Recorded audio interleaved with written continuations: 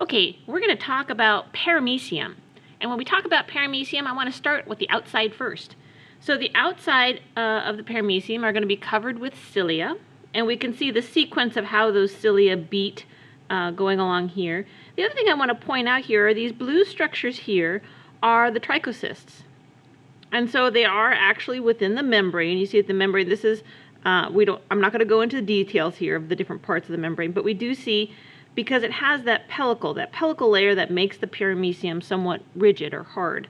So we have the cilia and how they're attached, and they have these little myofibrils, the trichocytes, and if I look at the top of the skin, or the outside of the animal, if you will, I can see that these little pink dots are where the cilia attach, and then these little blue circles, you can barely see them, are where the trichocytes are going to be expelled from. So those little harpoons that can come out and otherwise defend the animal. So let's move on to the paramecium. And it's a nice big model, and I like being able to look at the outside of it because I can really see this oral groove. Now imagine that this is all covered with cilia, and that we then have the oral groove as the animal's swimming around, right? So you've seen some videos of that, of a real thing. So now let's look at this model. Let's take it apart, open it up if you will, and let's look inside and understand these structures. So you can see this on a microscope, but the model is nice and clear. I think I'll put it sideways here so that you can really see it. All right, so again, we're kind of looking at, this is where the cell membrane would be, and these blue lines, perhaps they're trichocytes, kind of trying to show us everything.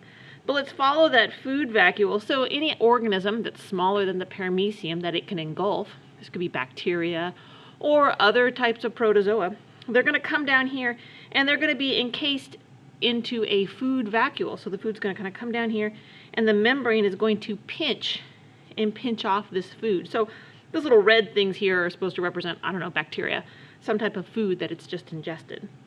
And that goes into, and now it's showing us several different ways that the food is being digested. So we have this process of endocytosis of the food, and then we have digestion going on. And so the color balls are changing, but pretty much it's just showing that digestion is going on, and that the products are going to be absorbed of digestion, so that's why the animal's eating, right? And then any waste is going to leave very similar, but it can leave anywhere along the outer membrane by the process of exocytosis.